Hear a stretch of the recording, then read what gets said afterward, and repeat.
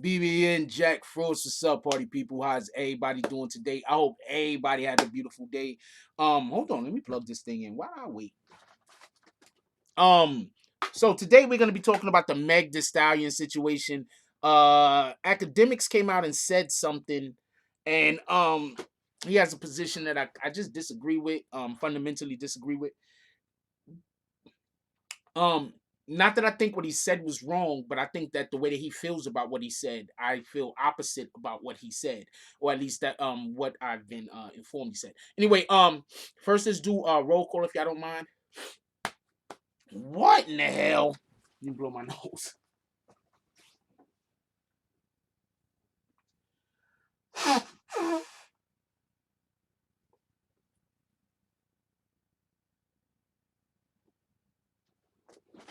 All right.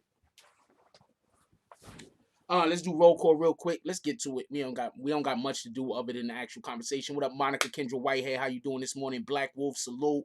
Lex BX, salute. Brian Spikes Hopkins, salute. Brian Spike Hopkins says top of the morning to everyone. LB23, Oakland, California, checking in. Shout out to the Bay. That's a whole fact. What up, Airpix Radio, Whitney's World, Deshaun Ragsdale, salute. How you doing this morning, my brother? Always appreciate having you up in here. What up, Angel Crispin? Always happy to see you too, my brother. Mags to Riches. I'm not sure like where's that going, but the name sounds dope. But is it like Mags, or Mags because you're a model? So your modeling career is Mags to Riches. I'm not sure. Let me know. Anyway, what up, Billy London? He says, afternoon from London. Salute to London. We love our peoples from across the pond. That's a whole fact. What up, Prince to Amir? Vic Star. We love Vix. Who else we got up in here? What up, Rio Martinez? Rio Martinez said, damn, election season, all ads I get on your channel be political ads. I'm voting for everyone. Fucking shout out to that. What up, Jenny Lozano? Happy to have you back. Kenyatta Peterson. Do I usually say Kenyatta Patterson, by the way? I think I usually pronounce your name Patterson for some strange reason. What up, Wheels on Deck TV, on Deck TV? Did I say that right? Wheels on Deck TV, Wheels on Deck TV. Why twice? Good morning, my BBN family. Appreciate you. What up, CBW Whammon? I'm just gonna call you Whammon. What up, Whammon? Mags to riches, like rags to riches. No, I get it. I get it. Mags to riches. I get the rags to riches thing, but I thought it was like an extra pun on top of it with you probably being a model. Anyway, what up, Daddy Fat Stacks? Also salute the Liberty. God dang it.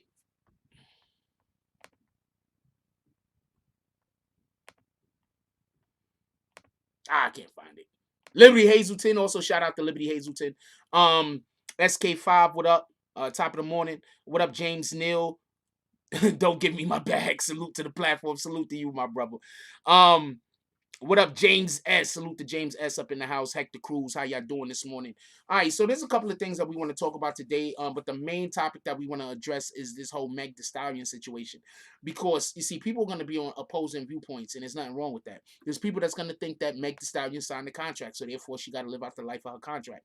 I wouldn't have a problem with that if not for the fact that the industry in itself, um,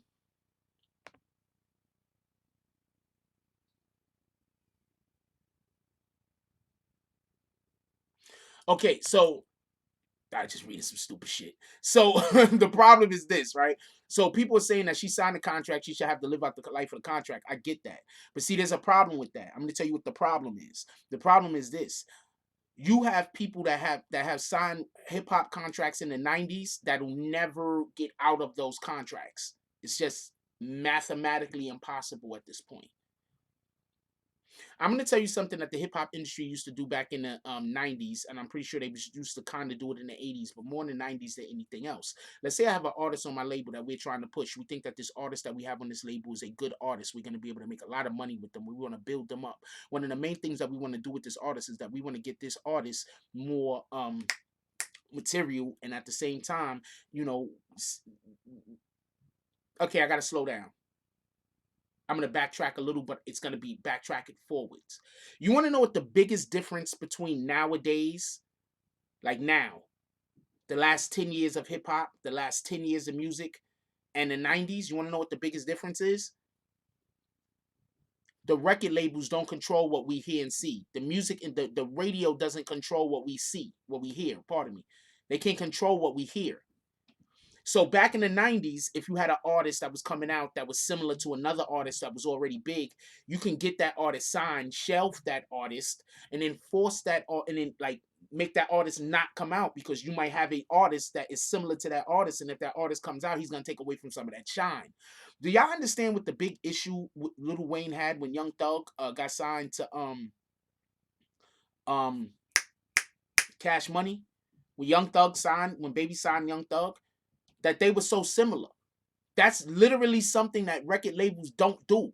They don't sign similar artists.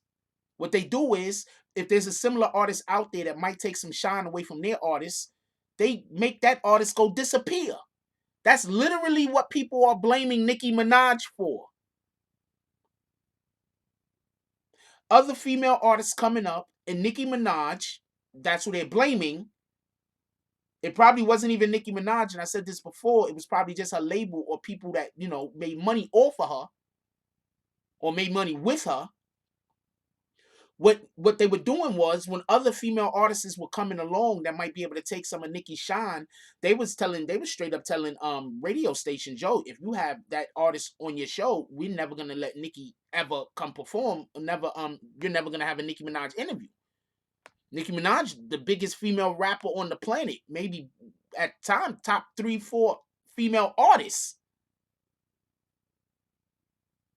If you hear that she's never gonna do your show because of somebody that nobody knows about, if you let somebody that nobody knows about come on your platform, and she say, you know what, if you come on my platform, if you have that person on your platform, I'm never gonna show up there. You're not gonna have that other artist that don't nobody know about. Even no matter how much you want to have them. Whoever owns that radio station, they're gonna be like, you know what? We don't care what the actual host of the show wants to do. We're gonna do what's in the best interest of our company, and that is make sure that this artist that kind of sounds similar to Nicki Minaj might take some of Nicki Minaj's shine away, never gets the light of day. Now, we're gonna go back to the 90s real quick. In the 90s, the way that they prevented this from happening was an artist would come up that would sound similar to another artist, and they would shelf them. They would sign them, then put them in a situation that they would never release music.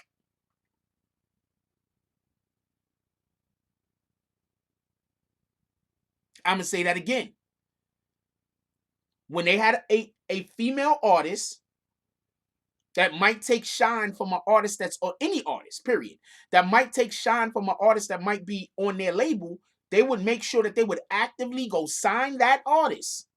And then after they sign that artist and they got that artist signed, what they would then do is all type of different shenanigans, making it so that artist never drops music.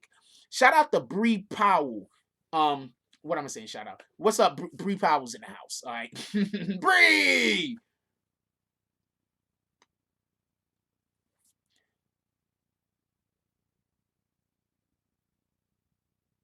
So that I'm my fault reading comments. So that's what an issue is. So now let's go to now after I just explained all of that, I hope I was relatively clear.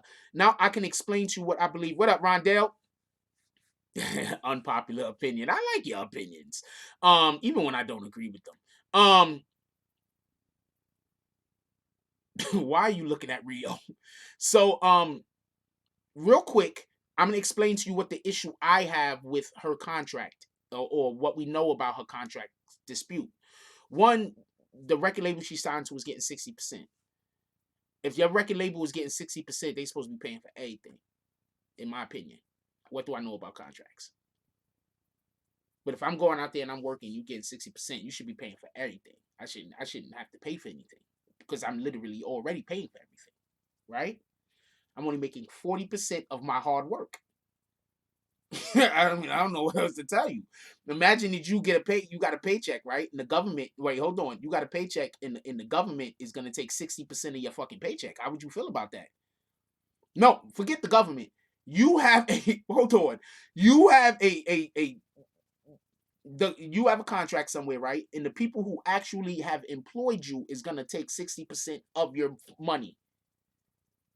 And then after, with that 40% you got left, you still have to pay all of your taxes to the government. You also have to pay to get your projects done. You also have to industry rule number 480 still in effect. Appreciate you, native son. So this is what the actual issue is, or one of the issues. And now for anybody that's saying she signed the contract, right? Because once again, just so we clear, the way that a record label hurts you is they make it so that you can't put out any new music. That hurts you. Imagine if you had your favorite YouTube content creator making videos consistently, and then all of a sudden stop making video for 9 months. No videos. You could go back and you watch the old videos, but they make no new videos for 9 straight months, not one video. That's basically what they want to do to Megan Thee Stallion. Yes, the government has given her permission to release the music, but could we go slowly but get there? Could we go slowly instead of jumping around? Because if we jump around, then we can't have a discussion, and we just talking randomly.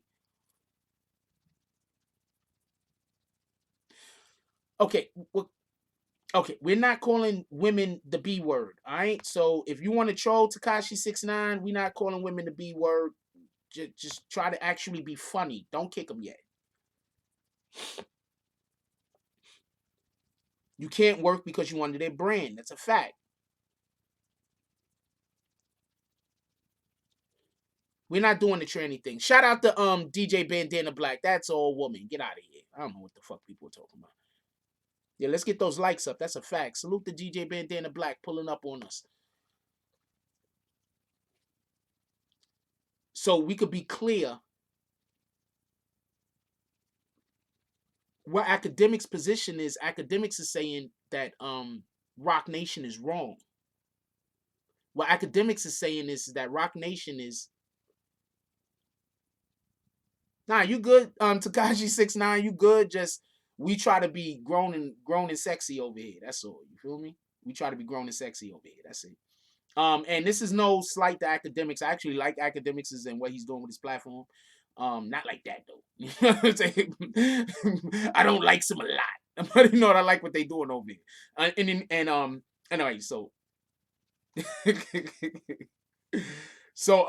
point being is this. So what Akademiks' position seems to be is that Rock Nation is actively going out and pursuing people who might be in bad contracts instead of allowing those people to come to them. And this is what I have to say about that.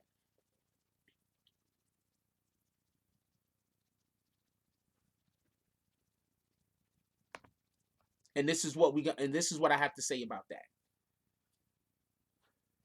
You're supposed to advertise your product. What's your best advertising of your product? Your actual work, right? So if I do something and nobody knows that I go do that I do that thing, what do I got to do? I got to go let people know that I do that thing. Okay, so who owns a home? Who's ever owned a home? If you ever owned a home and you live in a pretty decent area, you want to know what happens?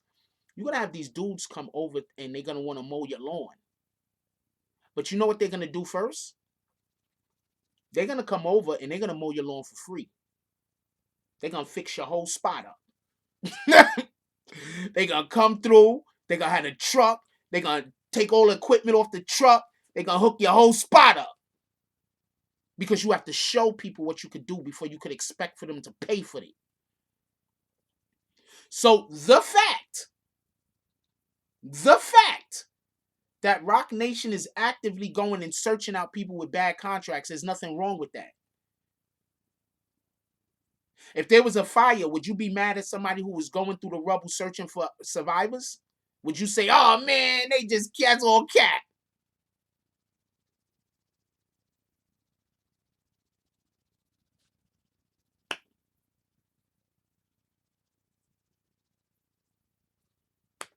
There was a fire. Would you get upset for a person going through the fire searching for survivors?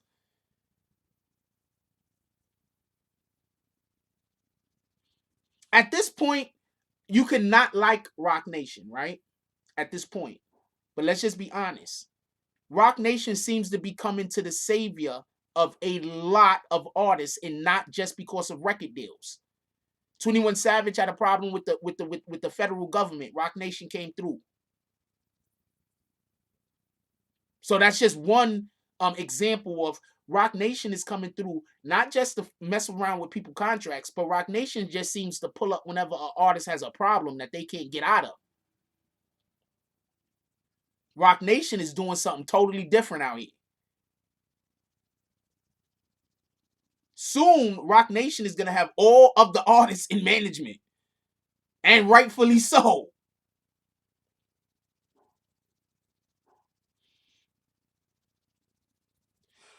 Kenny Gold said they didn't start screwing over Meg when her. What you mean they didn't start screwing over Meg till after her mother passed away? I didn't know Meg Stallion moms passed away. Rest in peace to Meg Stallion moms.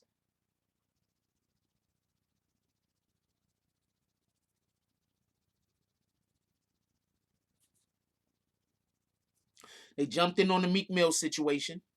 I think the super chat is working. Somebody got to try it. Somebody drop $1 in the super chat so we can see if it's working. I don't know if it's working. Rondell says, I believe her mom's was her manager. I could believe it. At the end of the day, we should try to have as much stuff in house as possible. Also, can I take a second to say this? Shout out to the Dipset. This is the Dipset hat, y'all. This is the Dipset New York Knicks hat. Shout out to James S with the $10 drop. He ain't dropped no comment. He doing them Clint Eastwood eyes. He's looking around the room. Shout out to Dipset. This shit is fire. Dipset got a lot of other shit going on too. Gotta, if you in New York City, you gotta get down to the NBA store. Shout out to Native Son with the 199 drop. He said salute. Shout out to Shy Murder. Shout out to Eric Burgess with the 199 drop. Shout out to Brian Spike Hopkins with the $1 drop. Shout out to DJ Bandana Black with the 199 drop. Hashtag I am Buffalo. Yo, I love you niggas. I'm gonna explain to you why I love you niggas. I ain't part of my language. I'm gonna explain why I love you real quick. I just wanted y'all to drop one person to drop $1 to see if the super chat was working. First of all, the first thing James S did was say, I think he was like, oh shit, super chat. He dropped a 10. And then on top of that, the rest of y'all dropped just to make sure that the super chat is working so people that might want to donate can know that they could donate. I love you guys. You guys is literally the best community on YouTube. I don't care what nobody say. I don't care if it was just 8 of us in here. You be the 8 best freaking people. Anyway, let's get back to what we're talking about. So, yeah, I like these dad hats. I like these dad hats now. These dad hats. Oh, and this is supposed to be Jim Jones' signature. I think it is. Or he could have just wrote rat bastard and then put an arrow pointing to me. And also I didn't get Cameron's signature. I forgot. I really did want both of their signatures on the hat. I forgot. And now I feel bad about it because I feel like Cam might have thought that I didn't appreciate his work that he put it in the fucking hip hop game, which I do. I appreciate the love. Pardon me. I appreciate the what Cam has done in the hip hop game. Absolutely, he's a very unique artist with a unique flow that can't nobody else do. Not many people could say that. Shout out to Rondell's unpopular opinion. She says showing New York love. Appreciate you with the $2.99 drop. Appreciate you, baby girl. I think that's how Cam felt. Like I should have asked him first because Cam is the superior lyricist. Let's be honest. But I'm gonna keep it a whole stack. Jim Jones is from the X. I don't know what to tell you. Jim Jones is from the Bronx, man. So it wasn't even a slight at Cam. It's just Jim Jones is from the Bronx. All Bronx people of note has a special place in my heart. I don't know what to tell you. Shout out to Black Gamer with the $2 drop. He says Dipset salute, Jack. That is messed up. I just forgot. If I would have remembered to ask Cam, I would have asked Cam. What are you talking about? It's Cameron. But, you know, I'm a Bronx guy, man. Okay, let's stop everything that we're talking about for a second so we can talk about some dipshit shit real quick. If y'all don't mind, we're gonna talk about some dipshit shit for a second, and then we're gonna get back to this Meg the Stallion, DJ Akademiks position because I do got a lot to say on that. But I want to talk about this dipshit shit for a minute. Do you understand that Cam had a fucking pink Range Rover jumping out of it with a pink damn fur on. Do you know that when Cam started pushing that pink shit, dudes was not wearing pink at all? Now all of a sudden you have to have a pink dress shirt in your wardrobe.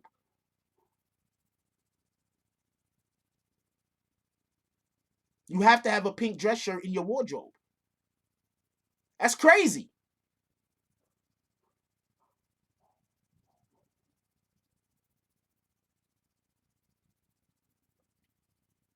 Yeah, I've been saying the N-word way too flagrantly. You're right, the game is rigged. The game is rigged with the $2 drop. Said watch your N-words or hit yourself with them bags. I think you're on. I don't be hitting people with bags for the N-word though. Oh, you from Washington Heights? Shout out to that, Rondell. You Dominican? That was so racist. Are you Dominican?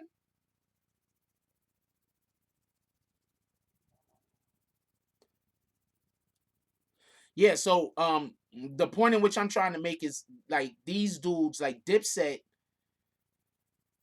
Dipset was doing this IG shit before IG existed. I guess that's the best way I could put it. You see what rappers is doing on IG now? Everybody got to get fly, take pictures for IG, posing everywhere, right? Dipset was doing that shit before IG was a thing. Dipset was doing that shit back in the fucking 90s. Dipset was pulling up to places before fucking. Imagine if TMZ existed. They would have had somebody following Dipset around. Dipset was pulling up. The flyest dudes jumping out the whip. Dipset was the flex before the flex. That's a whole fact. I forgot to get kicked. I just was somewhere else. All right. And then also, I covered the Tekashi case, so I'm looking at Jim Jones. I'm like, damn, I hope these dudes ain't mad at me. I'm just keeping it all stacked.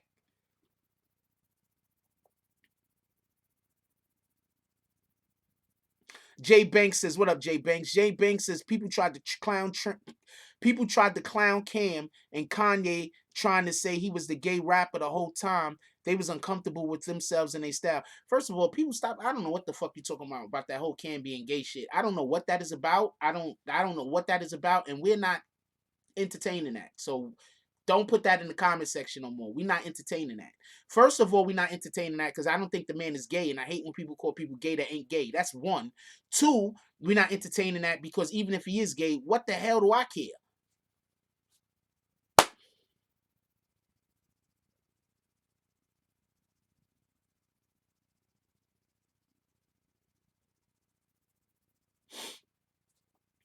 The hell do I care? Cam ain't gay. Fuck wrong with you? I think they just started that gay shit on Cam not just because of the pink, but because he was from Harlem, and you got to be from New York, and you got to be from New York and be in New York at that time when Dipset dropped to know what I'm talking about. That's what I think it really came from. I think it came from what was going on in Harlem at that time more than it came from he's just wearing pink.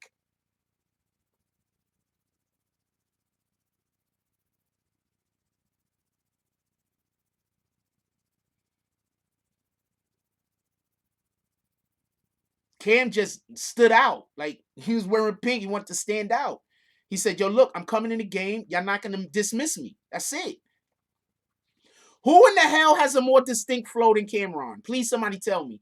Please, somebody tell me another rapper that did a flow that can nobody else do successfully. Everybody, I look. Cam was one of the first people that I could think about that was one of those people that wanted you to hate him. He ain't care. But that's just Bronx Harlem attitude. He had that outpost swag.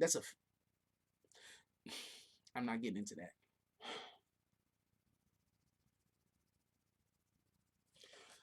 that. Shy says you can't rap like Cam, that's for sure. Lambo Gully Boy says, man, Cam is a legend in the Midwest, maybe more than NYC. When he was out, everybody was jacking Dipset, and he was always shouting Chicago and Ohio out. I fuck with Cam. I fuck with Dipset just in general. Somebody says shout out to Hell Rel and J.R. Ryder. Jay Banks says no one can jack Cam. It's an original piece of work. It's just a whole fact. That's why I'm like Cam has a specific spot in hip hop, in my opinion. Talking about Cam's ex, Juju is her name. Yeah, she's a cutie. That's a whole fact. And she's like legitimately pretty. That's a whole fact. Dipset came with the wave. Are they responsible for the Dame Jay-Z beef though? I'm gonna tell you something that Dipset did that everybody else copied off of. Before we get back to the what the conversation was, shout out to New. Appreciate you.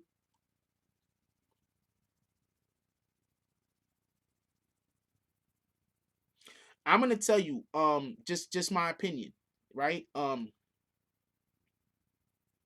this most of this is just my opinion anyway, obviously, but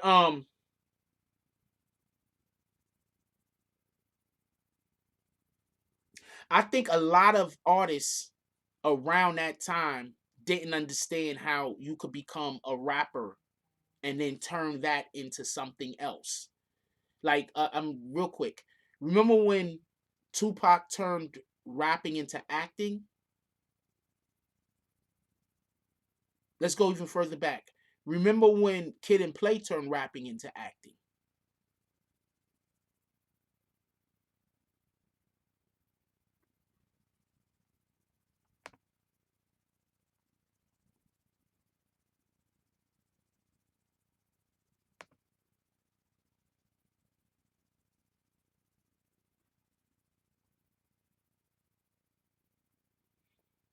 All right. Do y'all remember that? So I want y'all to take this into consideration real quick. Cam and Dipset was the first individuals that was coming out that was branding. Who was branding before Cam and Dipset? Somebody tell me who was branding before Cam and Dipset. Who was branding before Cam and Dipset? Before Dipset, for Cam, Jim Jones, and Drew Santana, who was branding? Master P. I'll give you that. Master P. Who else? We ain't hear him talking mess about stuff still. That's a fact.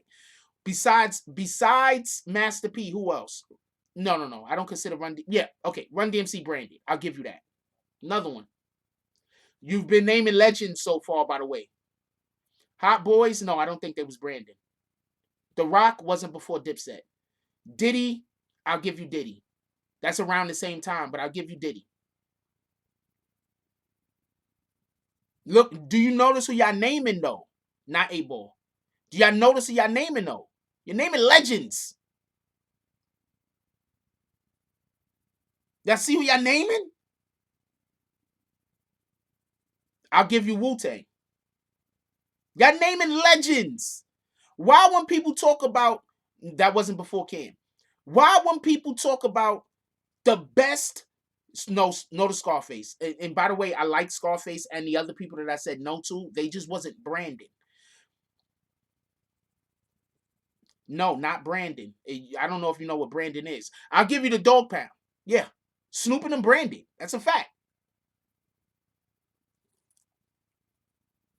They was the first to put a crew mixtape. Diplomats Volume 1 was fire. That's a fact.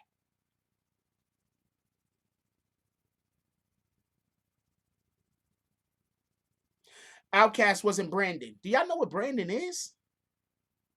You can have a brand without branding. I'll give you Murder Inc., but that was not before Dipset. Before Dipset.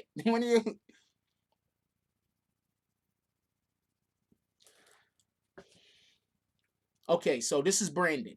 All right, so I'll tell you what somebody just having a brand is. BDP, right?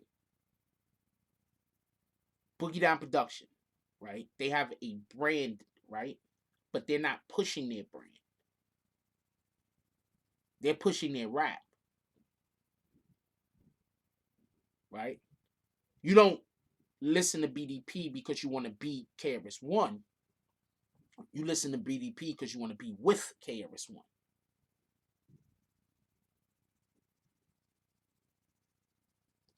They started the Harlem World brand. I don't know if that was them and Mace. We don't, let's say, give it to both of them.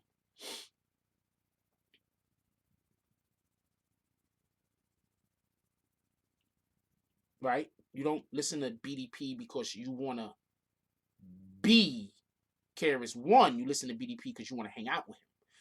You listen to Run DMC, you want to be Run DMC. You want to be Run. You want to be DMC. You want to be Jam Jackson J. You listen to Snoop, you want to be Snoop.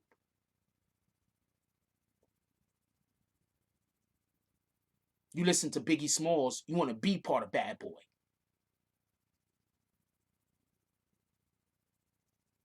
You get it? Because they're not pushing them. They're not saying, okay, this is the perfect example. Do y'all notice that I don't have any gear that says Jack Frost? I have no merch that says Jack Frost. Because BBN is the brand. So we have BBN. BBN Network. I'm not branding, I'm not using Jack Frost as a way to get us over. I'm using the entirety of what we are to get over. When Dipset came to you, as much as you like Cam, you saw Dipset. When Dipset came to you, as much as you like Drew Santana, you said Dipset. When Dipset came to you, as much as you like Jim Jones, you say Dipset. But when we talk about Wu, you might Wu-Tang. When we talk about Wu-Tang, you might say directly to Method Man, directly to Jizza. Now, Wu-Tang has a great branding also, but their actual individual artists are more branded than the totality of what they have. And that was a great marketing strategy, by the way. That's what I mean. When you hear Dipset, you think of Dipset.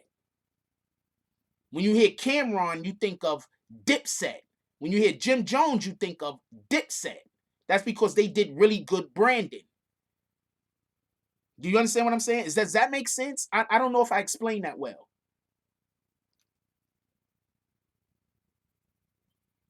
G Unit branded great. G Unit branded so great that there's people that were not alive when G Unit dropped music, but if you say G Unit, they know 50 Cent. If you say G Unit, they know freaking Lloyd Banks. If you say G Unit, they might know Tony Ayo. And I don't even know if Tony Ayo ever was on a song. I think he was on like one song.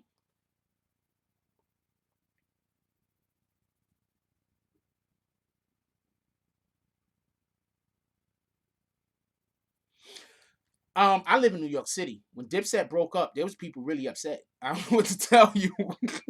I don't know what to tell you. When Dipset broke up, there was a lot of people upset, man. When they was going through whatever they was going. Wait, what the hell's going on with my camera?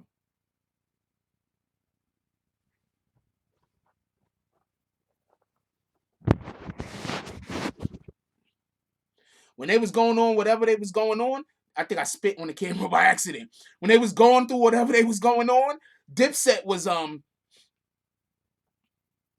people was upset. I don't know. Yeah, I think I spit on the camera by accident. People was on upset. Dipset promoted the brand over the individual like a sports team. I did explain it well. I'm getting too old for this shit. Danny Glove out this bitch. Hold on. I love this shit. And I like doing my arms like that because you know how old people, when they be talking, they be shaking. Hold on. Hold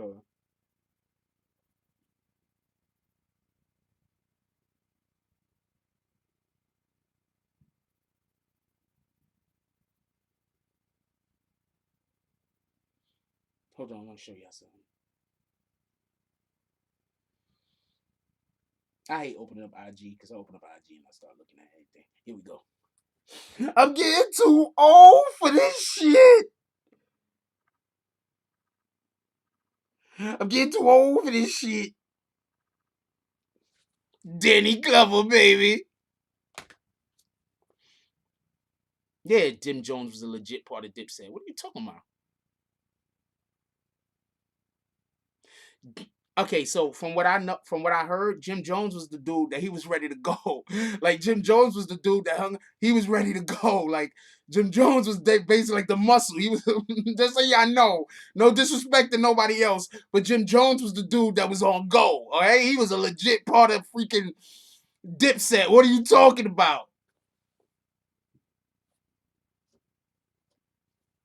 Jim Joe was on go. What are you talking about? Yeah, yeah, street dude, street dude, street dude. He was on go. Fuck you talking about? Don't disrespect Jim.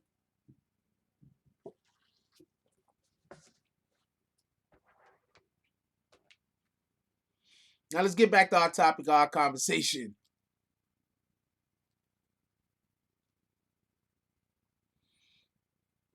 I don't know how much money stop worrying about what the next Freaky Zeke. Stop worrying about what how much money the next man is making, man. That's a fact. Jay Banks says Cam was the hustler, Jim was the street dude, Zeke was the hype man. If y'all notice, you don't ever hear about Cam being involved in any kind of chicanery. You don't hear about the police looking at Cam. You don't notice that? You don't hear about no bullshit going on with Cam. Cam is strictly about his business. Cam go make his money and he go enjoy himself. And that's what we need to start doing instead of people wanting to make their money and doing all type of other weird shit.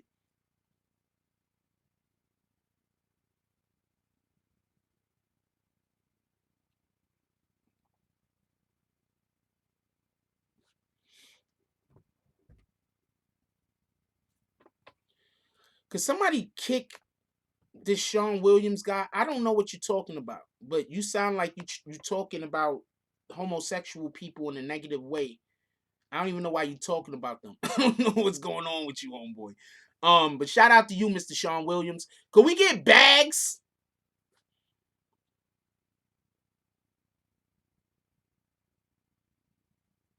Could we get bags for Sean Williams? We just hit him dead in the face.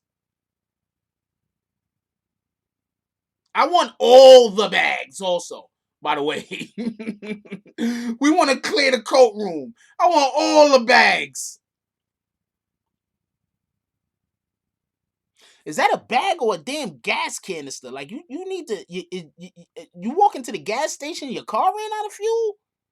Oh, that's a bag. I ain't know what the hell that shit was. What the hell? Um, all the bags. Homeboy's been begging.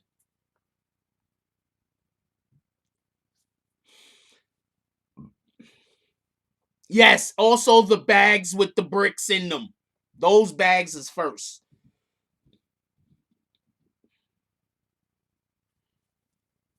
The power of bags compels you. Yo, hold on. Yo, send that to me, Vix. That should be merch.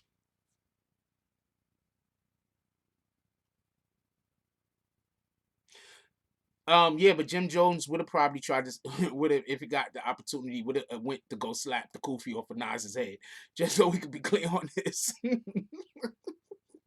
I mean, I don't remember why he said that, but he said it, and I'm gonna I'm just gonna leave it at that. Shout out to Jim, shout out to Nas. Y'all already know Nas is like my second favorite rapper of all time. Fucking guys is crazy. Um, yes, I need to remember to make that a merch. Um,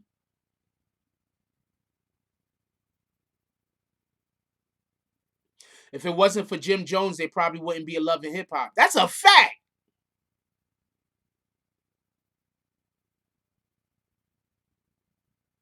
And Red Bags is fire. That's dope. Yo, that's a fact.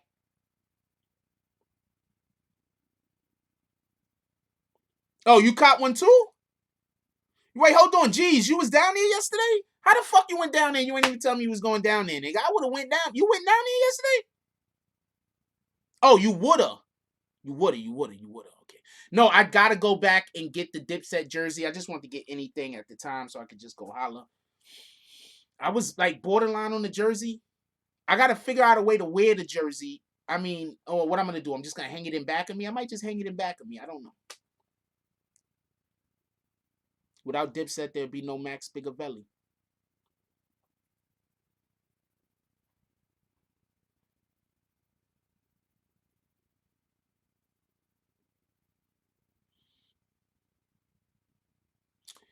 All right, so let's get back to it. Yeah, they probably would not be a love of hip hop if not for Jim. For everybody that don't know, Jim Jones he had like what was it, DVDs or some shit he was doing when he was like going on tour or something like that. He was going all over like America, like on a bus or some shit. Him and his girl, him and his woman, and they was always fighting or some shit like that. They would really not be a love of hip hop if not for Jim Jones, most likely. That's a whole fact. I didn't even think about that. That's a whole fact. I wonder if he's getting production credits on that.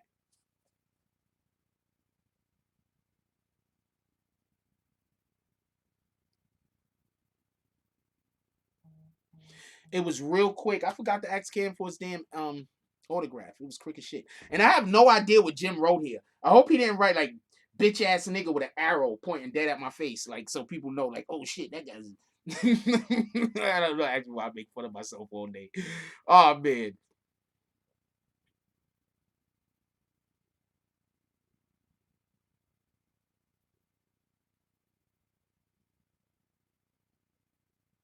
He wrote a lot for Jim. I don't know. I don't know what to tell you. All right, so let's get back to the Meg Thee Stallion thing. We just got off track for a minute. Let's get back to the Meg Thee Stallion thing. So basically, this is the we're gonna talk about Meg Thee Stallion Akademiks. We getting back to that conversation. Um, I don't know if I could figure out a way to wear the jersey because basketball jerseys ain't really in no more. I might just go get a t-shirt or something. I was looking for the t-shirt, but I only saw the long sleeve shirts. If I could have found a t-shirt, I would have copped it. They probably sold out or something.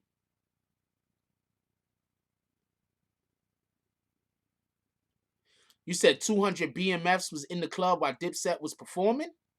Did they have beef with Dipset?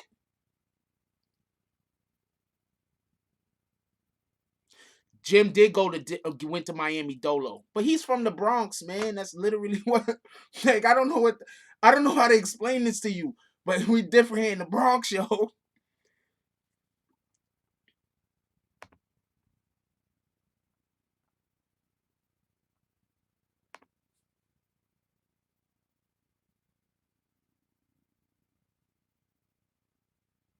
Okay, we don't know what. Okay, first of all, don't.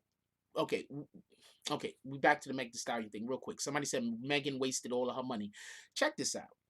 If she's performing and the people who she worked for is getting 60% and she's getting only 40% of what she's earning, I think that's where the problem lies.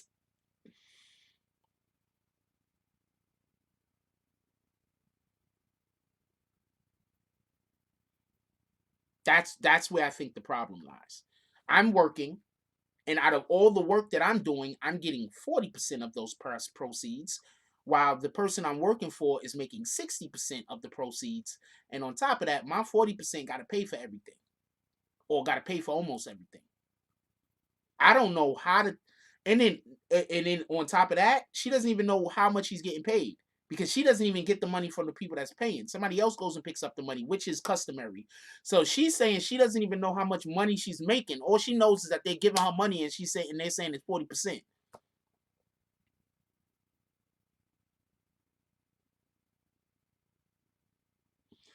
Oh, BMF bought all the bottles. They was like, nobody gonna have bottles but us. It's mine. It's mine. It's all mine.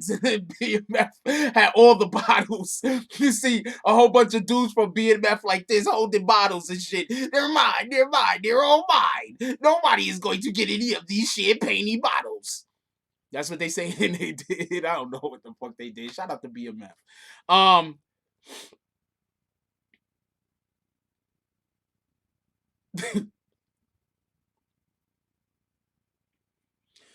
Um, there was a situation that happened at the Rucker. Nuke says I don't even want to speak about the Rucker. That was a Fat Joe line, but I think the Fat Joe line actually was referring to uh a different situation. But at the Rucker, so everybody knows, people were saying that Cameron ran on Jim Jones, and Jim Jones had a whole bunch of people after him. Jim Jones is a Bronx dude, man. Us Bronx dudes, when we go places, we get into stuff. It just happens. I don't know how to explain this to you, but most of us Bronx dudes, when we the line was for Jay because they stole the Rucker. I think 2 years straight. Was it Fat Joe? I think it was 2 years straight that Fat Joe won the Rucker. His team won Rucker. I think that's what the line was referring to. Do I have what's my damn brush? One second.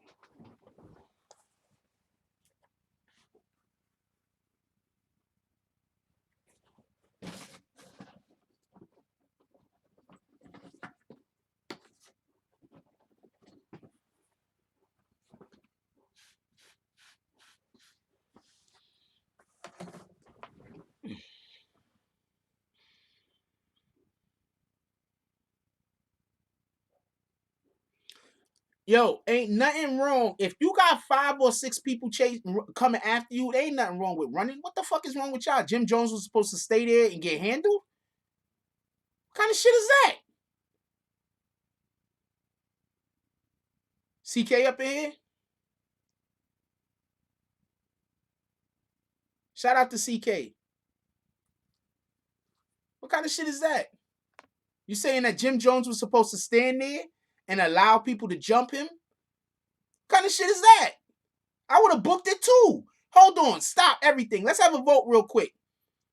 If you was at the Rucker in Harlem and some people ran down on you and you was completely outnumbered and there was no way for you to get a win, are you gonna try to get away to live to fight another day, or are you gonna just take that ass whooping and just be fucked up? Could we have a vote real quick?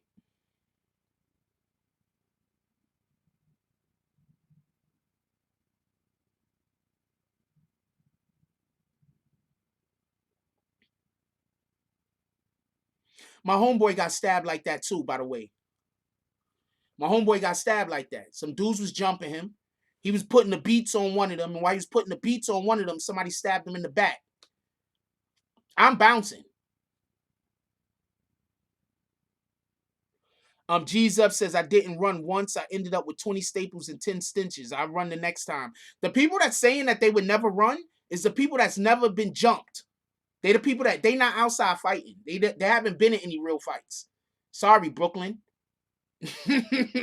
I don't know that. I'm just saying that shit. But I'm bouncing. I don't care.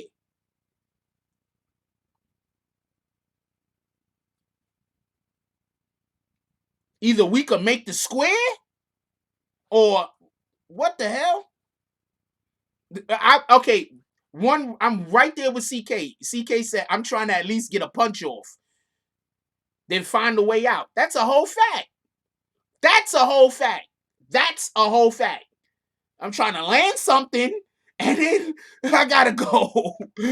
I left the oven on. I don't know what to tell you. Fuck that. Nah. I know people that lost their life over that. So I know people that lost their life because they refused to run. I'm getting up out of there. That's a whole fact. I don't. You notice the first thing I said was live to fight another day. I know people that didn't live to fight another day.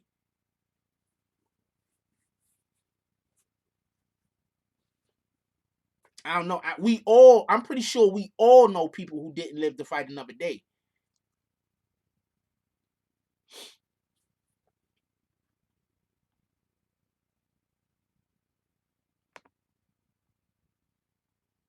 Okay, hold on.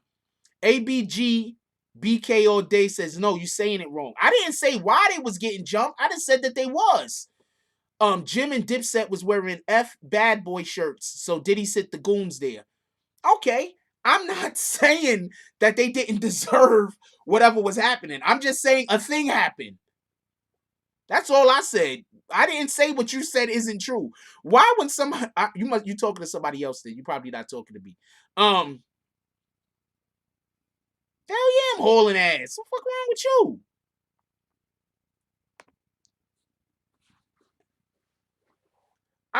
I grew up in the Bronx. I'm gonna explain to you the era I grew up in real quick so you can understand most likely the type of era that Jim Jones grew up in because I don't know how close in age we are, but we probably really close in age. I grew up in the Bronx when abandoned buildings were everywhere. Every single block, damn year. Almost every single block had an abandoned building that was rubble. And you just see bricks everywhere with rats and dogs and cats and everything living inside of the shit. I grew up in the Bronx when every block had its own gang.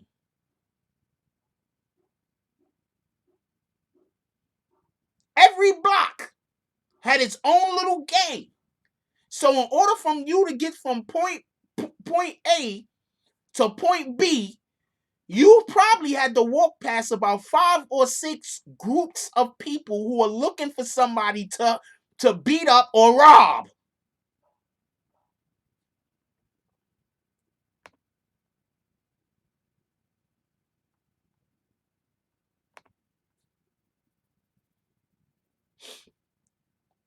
I grew up in the Bronx. Me and my friends.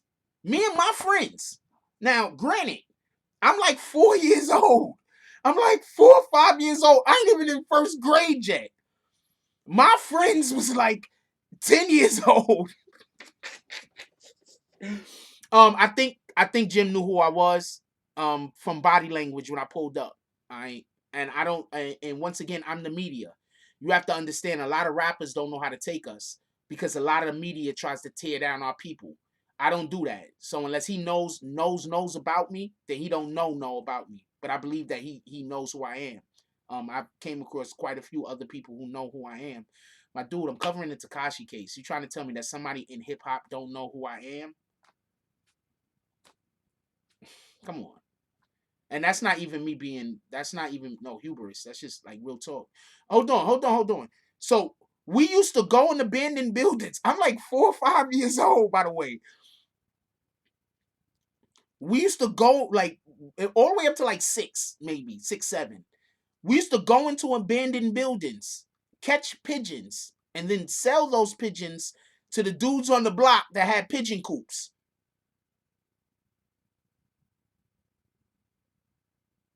Do you understand what we was doing?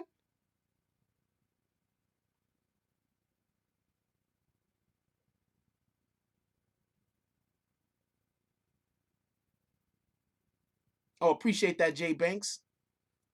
I appreciate them for giving credit. Abandoned buildings in the 80s was our clubhouse. That's a whole fact. I used to go in buildings that was abandoned. There's no staircase. We're climbing the banister. You know, like when you walk to where the staircase is to go upstairs, there's no staircases. We're climbing the banister to go up higher. We get up to a floor and we might be on that floor and there's no floor. And we're jumping from beam to beam to get to the other side of the room. Like, there's no way I can explain this to you. You needed to live it.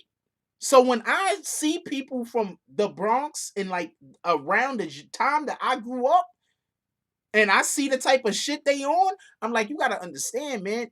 Dudes grew up not being scared of nothing. Dudes grew up doing shit other people was like, are you crazy? That's what grew, and this was everyday life. This was everyday life.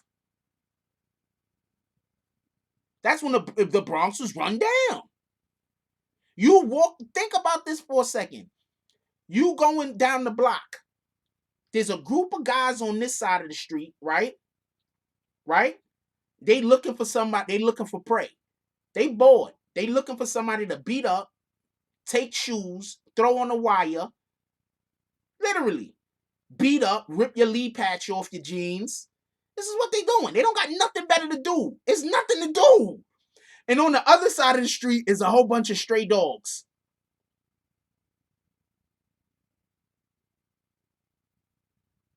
And you got to make a business decision. Do you want to get chased by the guys that's going to beat you up? Or do you want to get chased by the dogs? You got to make a business decision. Or do you just say, fuck all this and walk all the way around the block in hopes that you don't see another gang and another set of stray dogs? These are facts.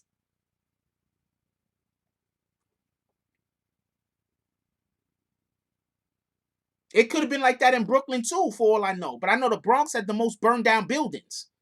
We had the worst dog problem. They used to rip the Lee patch off of the jeans. Because when you got a certain amount of Lee patches and you sent them into the company, you get like rewards or some shit. Like they send you something.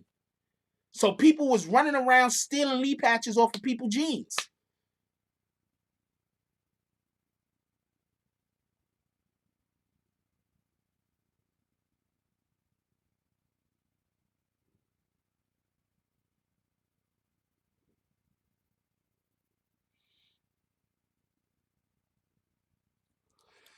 Jesus said, my block people will always cross the street. Absolutely. There was definitely those streets that you did not want to walk, those buildings you did not want to walk past.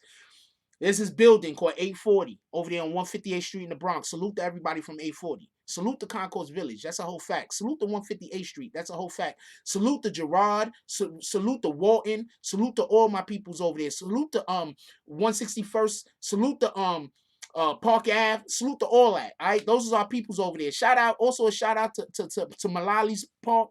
Also a shout out to Brotherhood.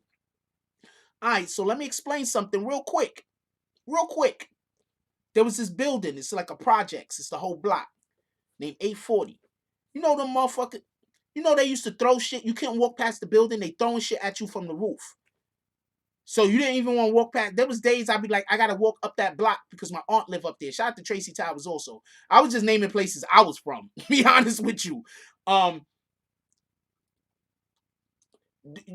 had to, and the thing about it is my aunt lived right across the street. So I had to walk up that block all the time to go to my family's crib. And you walking up the block and they throwing shit at you.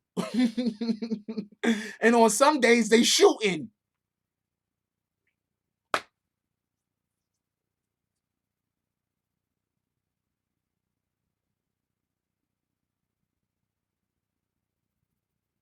Gerard the dope.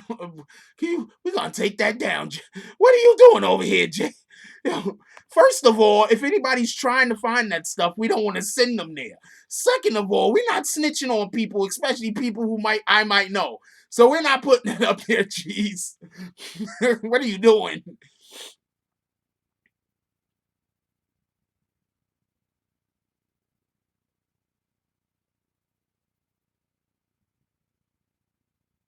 Yeah, High Bridge. That's where all the Dominicans is at. Shout out to High Bridge. All my Dominican family over there, all my Dominican brothers and sisters. There was a point in the Bronx, was said there was a point in the Bronx that if you got busted with a gun, they take it and let you go. But if you had a lighter or matches, you were going down.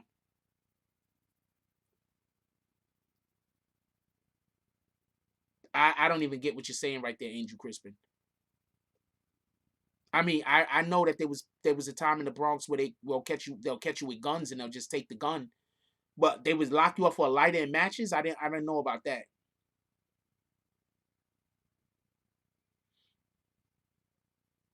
Y'all gotta understand.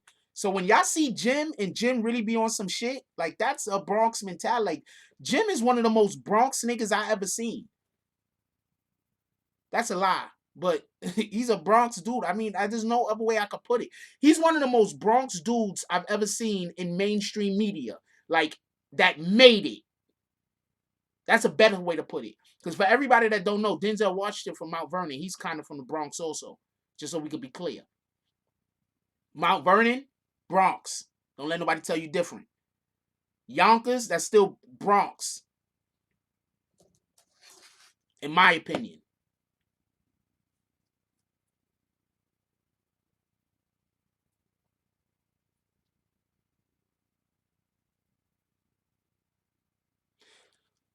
Jay Banks is stealing your lead patch and throwing your shoes on the wire. That's me. That's what they used to do. Don't y'all see all? And they used to First of all, throwing people's shoes on the wire was just a New York thing, just in general, just so we could be clear. That wasn't a Bronx thing. That was a New York thing. Yeah, they throw your shit right on the wire.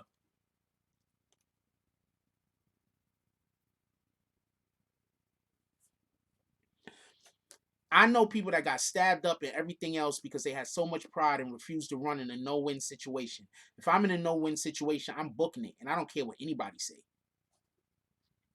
The only way I'm not just straight up bouncing is if me and somebody else is in a no-win situation and we together. We got to figure out a way to get out together. We got to go through it together.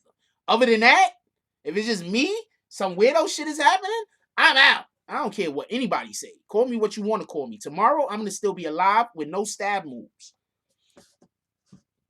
No stab wounds, and I'm going to still be alive. You call it what you want to call it.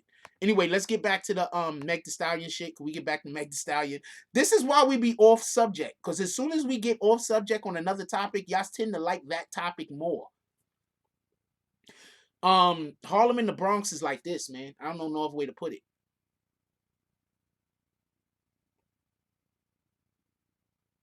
Harlem and the Bronx is like this. I think that might have something to do with the people from Brooklyn used to always come to Harlem and the Bronx to try to rob people. So that's probably why Harlem and the Bronx is like this. But Harlem and the Bronx is like this.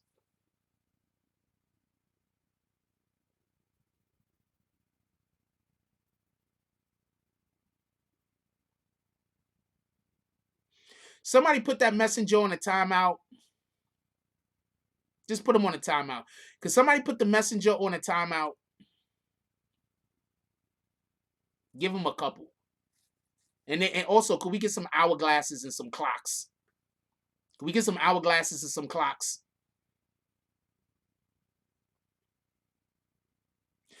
Yo, I remember growing up and not liking Nikes, but always wanting a pair of Pro Keds. Getting Pro Keds and feeling like I was the shit. Pro Keds being the sneaker that I wanted. The black ones. I might go buy a pair of black Pro Keds today. That's a whole fact.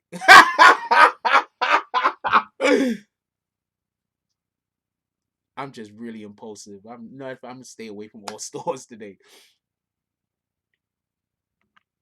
Yeah, if you had a starter jacket, you might get robbed. That's a whole fact. If you had an 8-ball jacket, you had to know how to fight. You might get robbed. You might have to. If you had an 8-ball jacket, you should have a weapon on you, some kind of gun or something. That's a whole fact. And if you had a starter jacket on, you might get robbed. That's a whole fact. These are facts.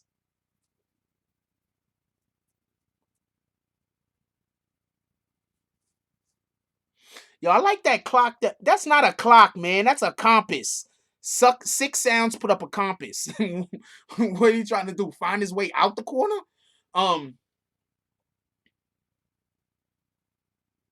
Oh, the kangaroos with the pouch. I had a pair of them shits too. That's a whole fact. I had a pair of them kangaroos. Them kangaroos is dope. Don't let nobody tell you different. Damn, do I say don't let nobody tell you different that much? Quick question. Do I say don't let nobody tell you different a lot? I think I say that a lot.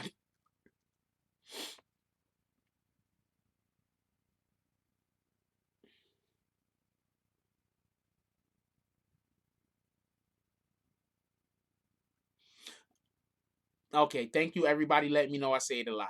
I mean, like 2 people could have just commented.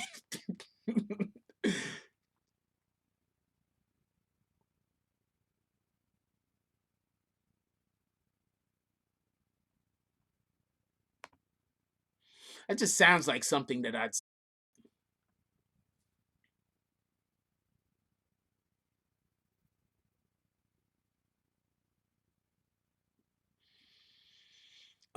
We having connection issues. Some of y'all might be getting kicked. You might have to come back.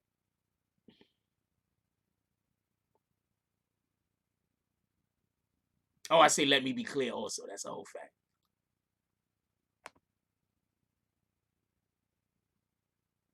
We having connection issues right now. So if they kick you, you gotta come back. We having connection issues. I see the thing. That's how come I know we having connection issues. Every time we get up to like 200 people, I think somebody is fucking up the channel, so they kick some of y'all out. That's what I think is happening. Um, every day is a good day, even the bad ones. That's a fact. Oh, I say that all the time too. You gotta be with me when I be on IG because I just be walking around. I say that all the time. Every day's a good day, even the bad ones. It's a fact.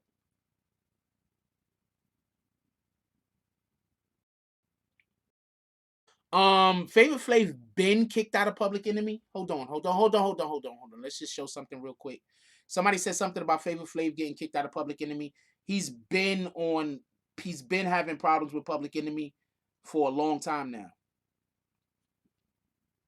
I'm getting too old for this shit. I'm getting too old for this shit.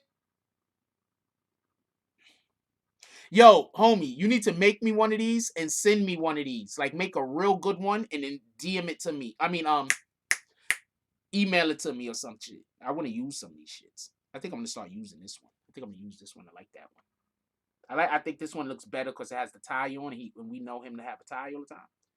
Anyway, hold on. So somebody said something about Flavor Flav. Hold on, let me show y'all something real quick. So this is something that y'all have to understand. Flavor Flav has been having problems with Public Enemy for years. I tried to explain that the other day without getting too far into it. Flavor Flav wasn't even being trusted with money. All right, we're not going to talk about Flav like that. Whether he is or he isn't, we're not going to just say anything flat out like that. ABG, please, let's not disrespect the legend. Flavor Flav is still a legend, all right? He's still to be respected, no matter what you think about him. I'm getting too old for this shit. I just love saying that. And he's a good person. He really is. I know Flav personally. He really is good people. That's a whole fact. Shout out to James S. We're not gonna be disrespecting him up in here. All right. I'm looking for a thing real quick. So one of the things that I want to say. Here you go, right here. One of the things that I want to say is this, right? Is regarding the whole Flav situation. He's been having problems with Public Enemy for years, and they've still been paying him. Flav is from the X. You know, Flav has a he actually graduated from like culinary school or some shit like that. So I'm gonna show y'all the letter real quick. I always put the letter. I always put whatever I'm gonna say up. So if anybody thinks that that's not what it says, you could just rewind and pause. No, we're not going there with Flav. Okay, Big Star's funny. I'm gonna remove that comment. We are respecting the legend of Flavor Flav. All right, let's respect the legends in the game. All right. The letter goes on to say Public Enemy did not part ways with Flavor Flav over his political views. Flavor Flav has been suspended since 2016 when he was MIA from the Harry Belafonte benefit in Atlanta, Georgia. That was the last straw for the group. He had previously missed numerous live gigs from Glastonbury to Canada, album recording sessions, and photo shoots. He always chooses to party over work. Public Enemy Radio toured Europe and co-headlined it with the Wu-Tang Clan in May 2019 without Flavor. They also have benefit shows without Flavor. While Public Enemy Radio was moving forward, Flavor Flav was starring on the reality show Growing Up Hip Hop New York, where an episode featured his children discussion and intervention and putting him into rehab. It's time to move on, and everyone else wishes Flav will. Now, this is the one thing that I don't like about this letter.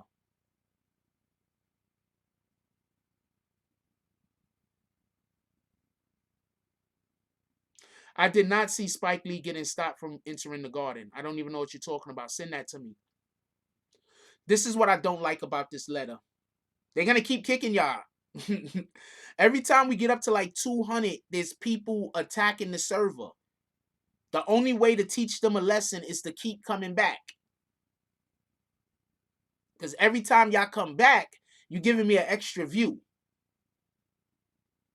So the only way to stop them from doing this is to just keep coming back. That's it. There's no other way. They're going to keep doing what they're doing.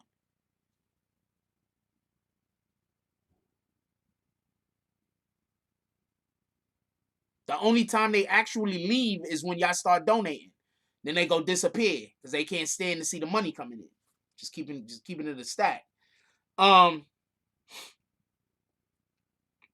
don't like that they brought up his drug problem. Everybody knows that Flavor Flav has been battling a drug addiction issue for years. I don't think that they had to so blatantly state that. I think that that's kind of common knowledge at this point. I didn't like that. But this is actually accurate. When me and Flavor Flav lived in the same building, they had the same issue where Flavor Flav was missing shows, missing tours, not going. They had the same yeah. Every time it gets up to 200, the person does the thing to fuck up the server that start kicking people out. I'm telling you what is happening.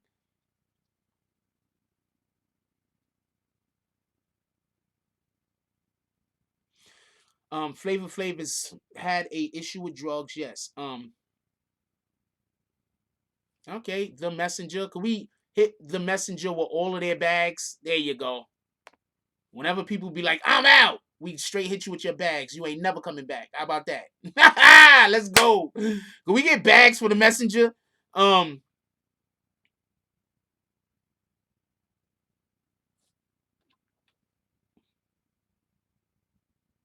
so Flavor Flav has been suspended since 2016, just so we could be clear. Flavor also made a statement. I had the statement, I can't find it.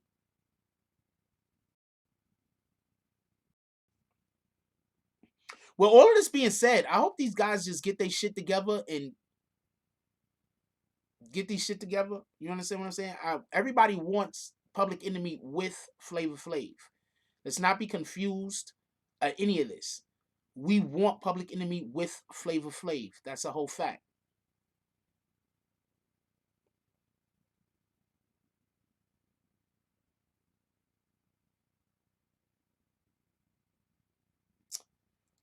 He put out a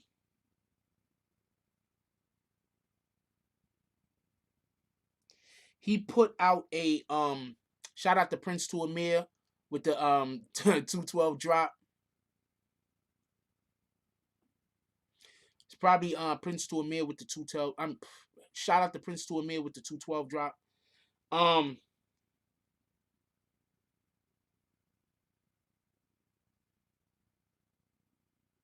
There's a tie. You already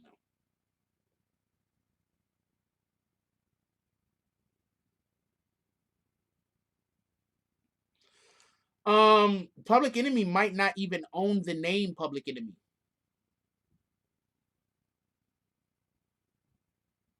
Think about that for a minute. See, we got 180 something in here. Now all of a sudden they're attacking the server again. We're probably gonna dip down to like 140. They're gonna kick a whole bunch of y'all out.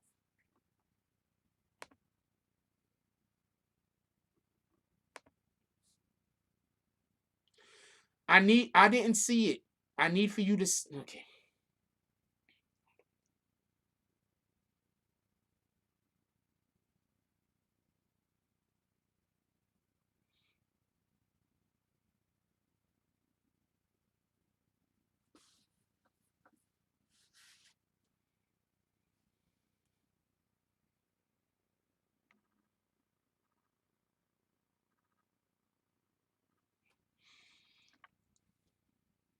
Knicks superfan Spike Lee, owner James Dolan, had to confer at halftime Monday after a security incident left the filmmaker thinking that he was treated like Charles Oakley.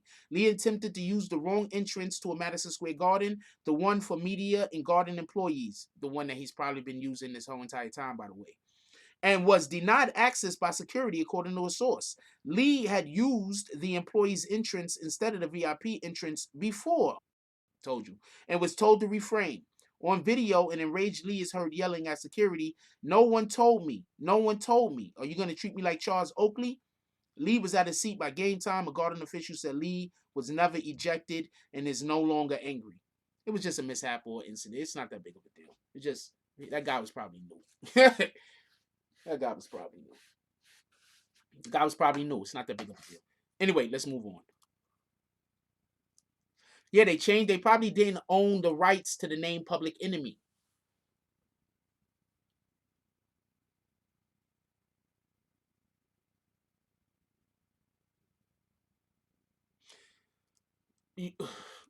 Prince to Amir said they could put their energy into their channel in their community, shaking my head.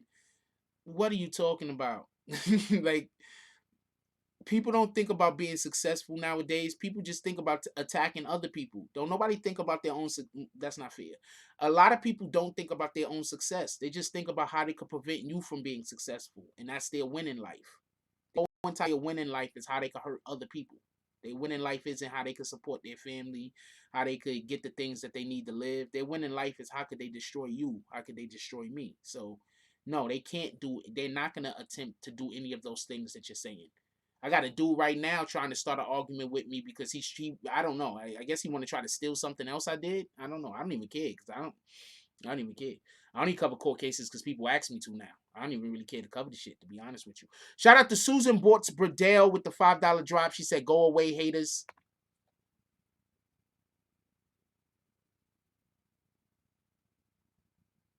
They flagging us at an incredible rate right now because I can see the frames being dropped. It is what it is. Damn, 7.3 frames have been dropped in the last couple of minutes. Percentage. That was a percentage I just said, by the way.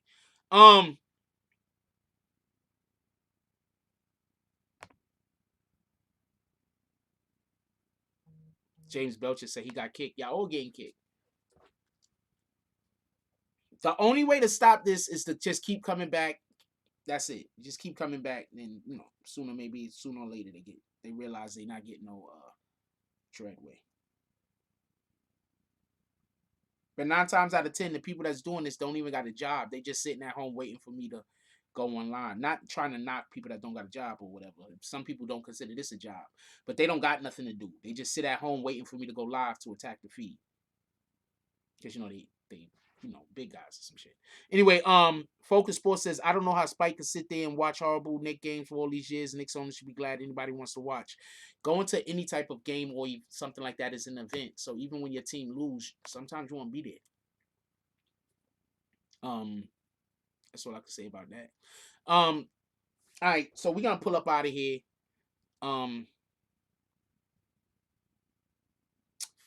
Let's give thanks to everybody who donated to the chat today. Shout out to James S for the $10 drop. Hold on, let me go to the other screen because this screen right there, sometimes people can fake donate. Give me 2 seconds.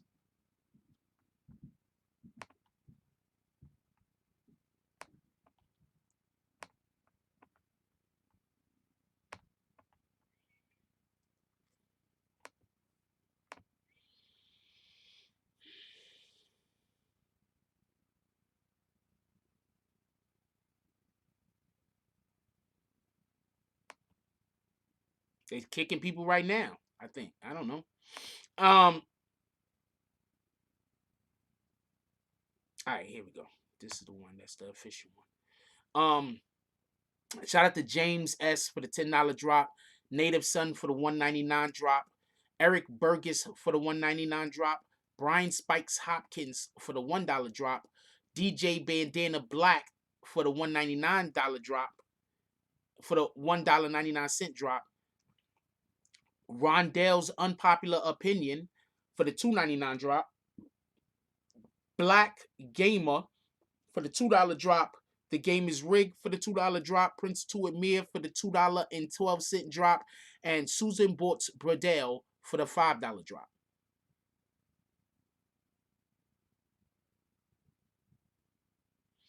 Definitely appreciate all of y'all. Appreciate everybody that pulled up today.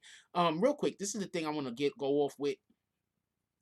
I understand that people think that just because you signed a contract that you should be held responsible for the things that's in that contract. I think that people that write contracts should be held responsible for the shit that they write in the contract. I think that if there's a person that constructs a contract specifically to try to come trick or hurt the person that is going to be signing the contract, those contracts should be null and void. Actually, there's a law kind of that lends to that idea that if somebody writes a contract and the contract is like has trickery in it or something like that that you could prove in a court of law, you can go get that contract nullified. You don't have to live out the duration of that contract. And I think a lot of music execs and people in the music industry, they have been using this template that was started back in the 80s and the 90s, where well back in the 80s, and then it was recreated in the 90s, and then after that it was turned into something else that they're doing now because of the way social media has made it so that rappers don't actually have to be signed to a label in order to make money. You could go on SoundCloud or YouTube, or you could put it on any one of these music platforms, and you could get your music out there, and you could create your buzz. Now, the problem that I believe that is happening is the times have changed, but the way that the music industry is doing business hasn't as much. So you have people that are in effed up contracts, but when they sign those contracts, they didn't even know that the contracts were bad contracts. They didn't know that the people were getting over on them. Now, I don't know how long she's been in that contract. I haven't gotten the slightest idea. But for her to want to renegotiate her contract and then be told that she can't drop any new music because she wants to renegotiate her contract, that kind of to me lends to the idea that those people knew that they was getting over on her when she signed that contract and they're trying to hold her to that contract. That kind of lends to that idea. I don't know how true that is or not. We got to see what happens in later on to see. We have to see like how this unfolds. But one thing we do know, when they took this to court, the court said, you know what? She can still release music. Wait, why are you saying Montana 300? Shout out to Montana 300. But why are you saying that? The courts is allowing her to still release music. So shout out to that. We always got to remember while we don't want to make it seem like, you know, Big Brother is evil, while we don't want to make it seem like these people that are controlling these companies are trying to hurt us or trying to put us in bad situations, we also have to understand that we have to give the benefit of the doubt to the little man more times than not. We can't always side with the people who are in a position of power. Sometimes we have to look at the little guy and say, well, you know what? The little guy didn't know that, but that record label, they knew that. I can't be held responsible for something that I don't know. You cannot be held responsible for something that you don't know. Somebody signing a contract that's never signed a contract before, if they sign a bad contract, you can't then point a finger at them and say they should have knew better. How? How? Have any of you ever tried to make an omelet? The first omelet I made really wasn't that good. But as I made more omelets, they got better. How many contracts do you think that this individual has signed for her to be savvy enough to know what should or shouldn't be in a contract? And in addition to that, who says she knows how to read legalese?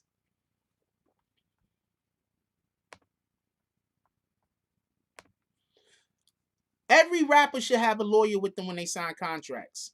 Maybe 90% of rappers don't.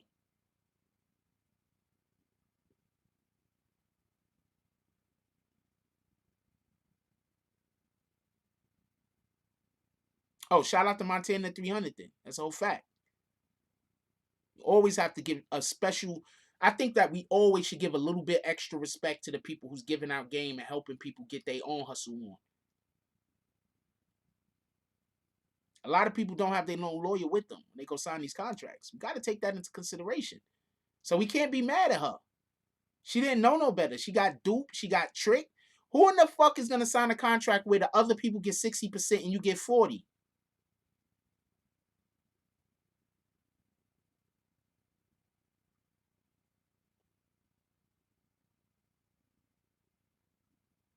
Think about that.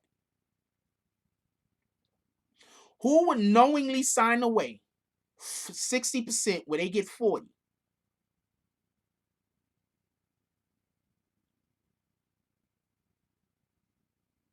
These new artists don't learn because the new generation and the old generation is kept apart. Now ask yourself why. The new generation and the old generation is kept apart.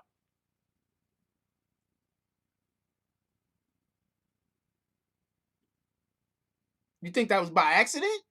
You think it's by accident that the XXLs of the world is always trying to make it new school against the old school?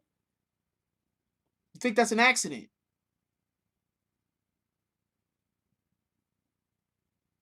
We are currently talking about Meg's situation, Ashley. You think that's an accident? That the new school and the old school don't ever, that they're always at each other's throats. You think that's an accident? You think it's an accident when a Funkmaster Flex keeps beefing with new school people for no reason whatsoever? But also don't invite old school artists on his show enough. While he praises the old school artists and he talks down to the new school artists. You think this is an accident?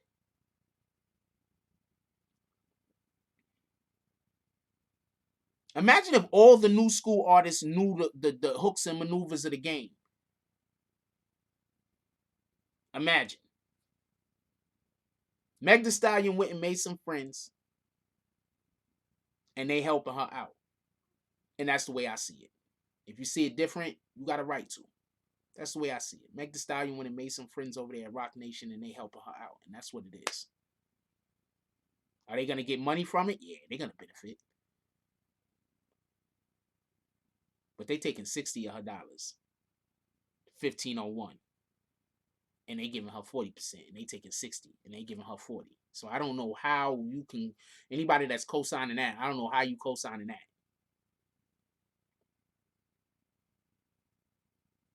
Imagine you making less than half of your check for the same amount of work. I guess that's the best way I could put it.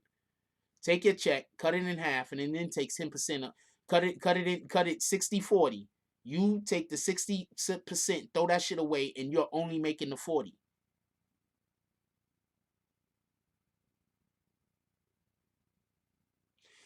No, she's paying for a lot of her own stuff.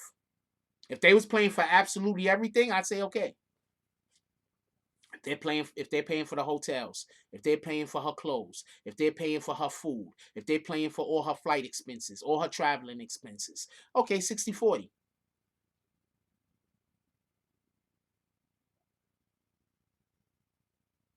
Okay. If that's what they're doing, okay. They're paying for everything. Okay. If you're gonna sign me to something and you're gonna pay all of my expenses and then give me 40%, I'll be fine with that. Let's go. Let's go. All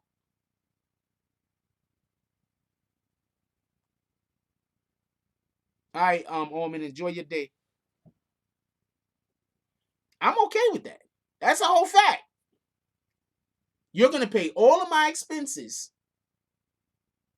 No, not my personal expenses, obviously. I'm talking about my expenses that involve me actually working.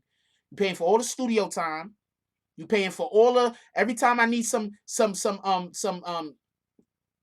I need to talk to somebody to have something released so I can put it on the beat. You're paying for all that.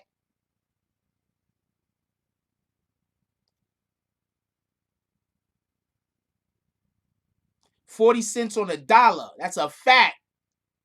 You get it? Y'all paying for everything. Everything that involves my career, y'all paying for that. Okay, take the 60.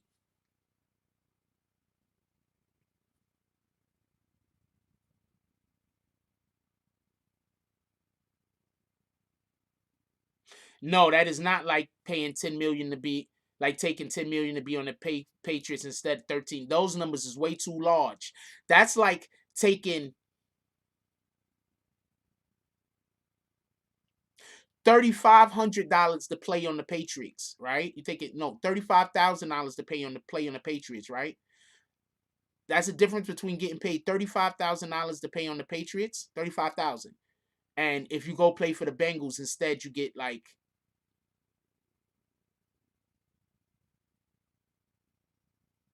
a $500,000. That's the difference. Okay, the difference is way closer to what I said than what you said.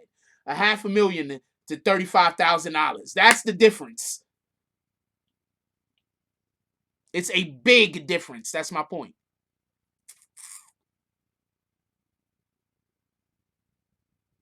I don't know who they got. I don't know if they got anybody, to be honest with you. Maybe that's why they doing her so dirty, because they don't got nobody else. I think that's what artists need to do. Artists need to go find labels that already got at least one person popping. Because if they got at least one or two people popping, they're not gonna try to rob you. They're not gonna try to rob you as bad. Maybe if they don't got nobody popping, they're gonna try to kill you. They're coming for blood. You know what I feel me? But if you got they got a couple of artists popping, maybe they're not trying to kill you. You know what I'm saying? Maybe they're not trying to make all of their money back off of you and you alone, because they got 3 or 4 other artists. Anyway, with that being said, I definitely appreciate y'all. Happy everybody came to pull up today. We are an hour and a half in.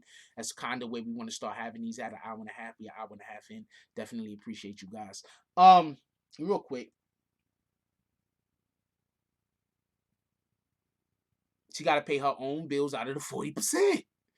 She got I don't get what people don't get. We're not talking about odds of winning the Super Bowl. We're talking about the pay disparity. Actually, we're talking about the pay disparity, not the odds of winning the Super Bowl. If you're on the Bengals, you don't have odds of winning the Super Bowl. What are you talking about? You got odds of going to the you barely got odds of going to the postseason. You on the Bengals. You know what you got odds on? You got odds on going home and crying. We lost again. That's what you got odds on. What are you talking about? Talking about the Bengals. Anyway,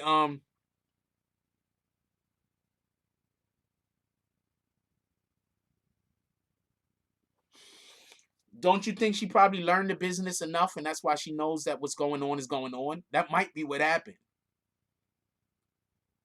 She stayed shut, learned the business. Now that she know more about the business, she understands the situation she's in.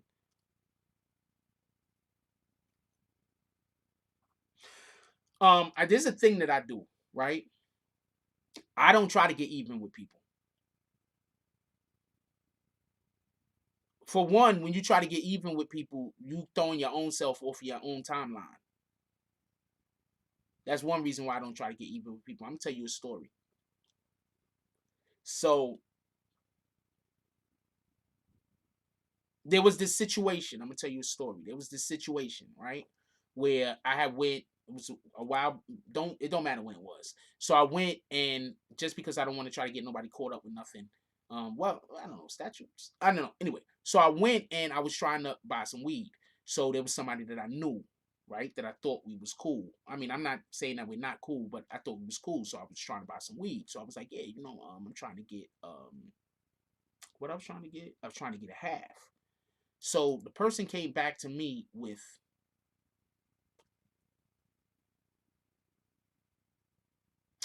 I don't know what you want to call it. I don't know, maybe it was a half. Anyway, point is, after all of that happened, after all of that happened, I felt like I was a little bit, like, I thought they took advantage of the situation. I thought they was tricking me.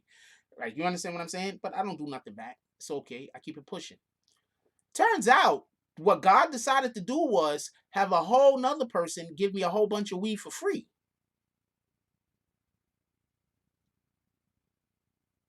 So I don't know how to take that. So my point is this.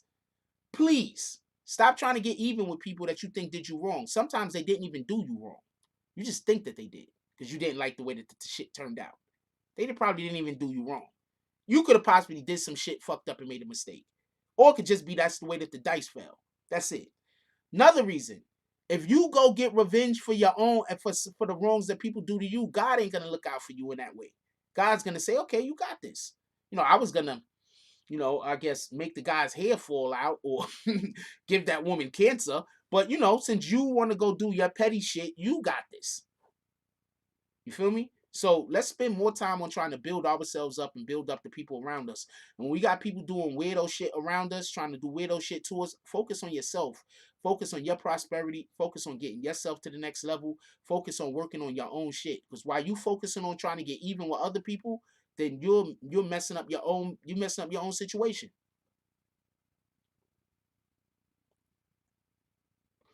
Jay Dollar says, I just hope up and coming rappers understand you don't need to sign these deals for quick cash. I know things might be rough, but the internet is your friend. Get cracking now and the labels will come. That's a whole fact. That's a whole fact. With that being said, I love y'all. Everybody go out there and win today. Go be great. You understand what I'm saying? Let's go try to encourage other people to be the best them that they could be. Because in that moment, we being the best us that we could be. So let's go do that. With that being said, like, comment, subscribe. Join the notification gang. Hashtag Bronx Bombers. Let's get it. I love y'all. Take care of each other.